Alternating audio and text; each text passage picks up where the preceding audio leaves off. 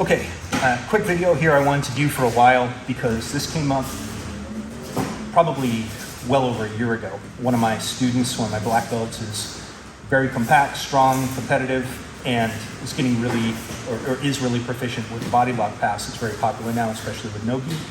And one of the things that, as we were applying some of the core first principles that I always talk about, is thinking about where the connection point is, right? And using that in the Hicksonian sense, and also how to essentially create the max amount of leverage with that idea of not just the triangle as a technique or even as a concept in Jiu-Jitsu, but more importantly is that pyramid.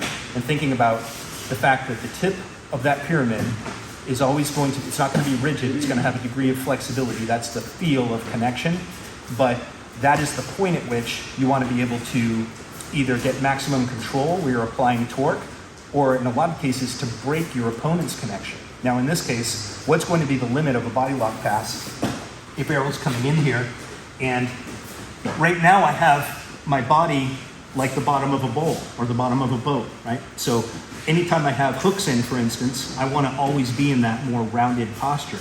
And what he's doing effectively here is breaking that down. So now his head is keeping me much flatter. He's separating my knees from my chest, and he's also dominating my hips. And then he can start to make, shifts of his elbows and things like that to start to break down. Now, one of the ways that people often are trying to problem solve this is by actually making space with their shoulders and then thinking, can I start to frame away in here against the head? And if somebody's very proficient with body lock passing, what you've done is you've actually just broken your own posture.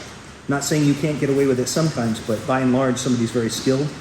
Stretching yourself out and actually going into a straight spinal posture when you have hooks in like this, it's just gonna get you past. Now, if I'm very early and Errol's just starting to get in the position, I might be able to make that work if I can really frame away on his head, because where the head goes, the body follows. Where the head can't go, the body can't follow. And you've seen examples of this, or may have tried that before and it's worked. But again, if he gets this deep in, what I don't want to do is actually come out of my core posture here, because I'm going to lose everything. So if we just break off for a second, what I want you to think about, if Errol's lifted up in here a little bit, is the fact that from my rounded posture with hooks in like this, number one, I don't want him to just be able to hop over my legs.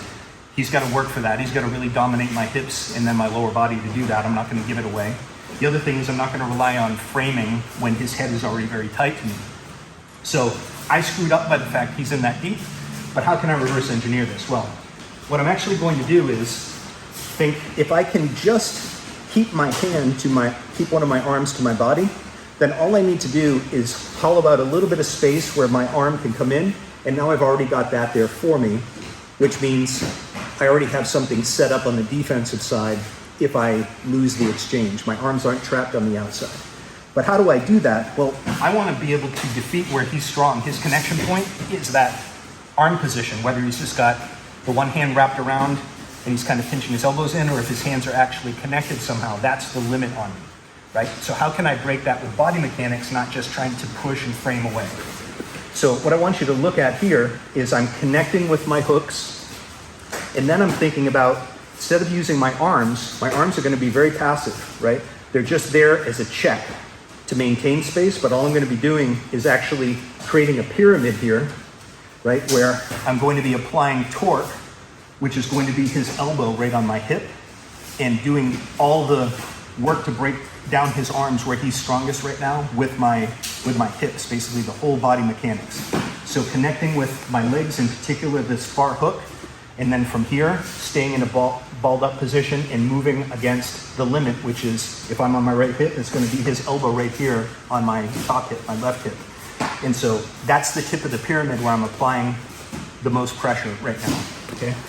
So if you come in, go ahead, body lock. So right now, if my hand can't already be here, then I might just put my arm here. And you see my arms are relaxed when I do this. I'm not fighting really hard in the frame, because to do that, look at how I'm straightening my body out. So I just stay here. This is just a post at this point, but go ahead and lock in as tight as you can on my hips. Good. So watch now, I'm engaging. So I have feel with both hooks, but I'm engaging this one. This top hook is not even on the floor right now.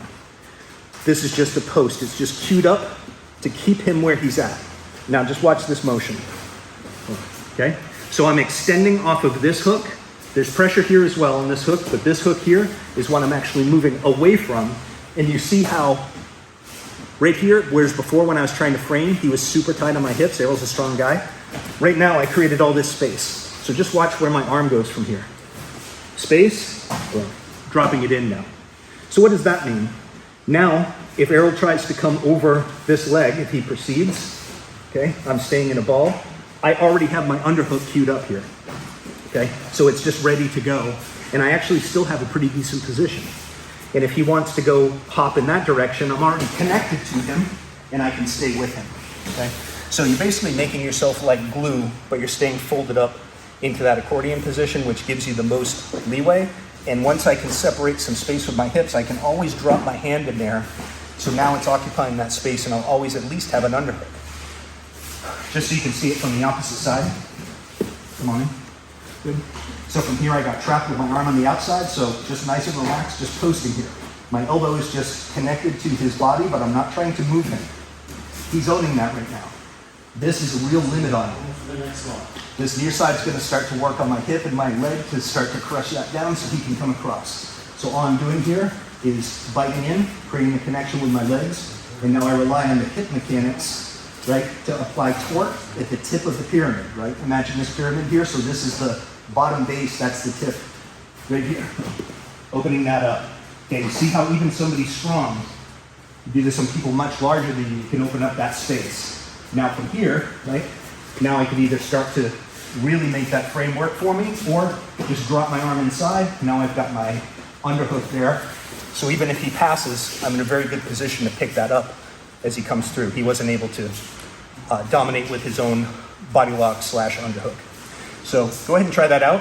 I think you'll notice with a little bit of practice, once you get the connection point right and applying torque through that tip of the pyramid, really understanding that at all times where that pyramid is, even as your partner's shifting and adapting to your position. Maintain the correct rounded posture and the connection with your feet. You'll notice that you can really open up even somebody who's got a very powerful body lock pass.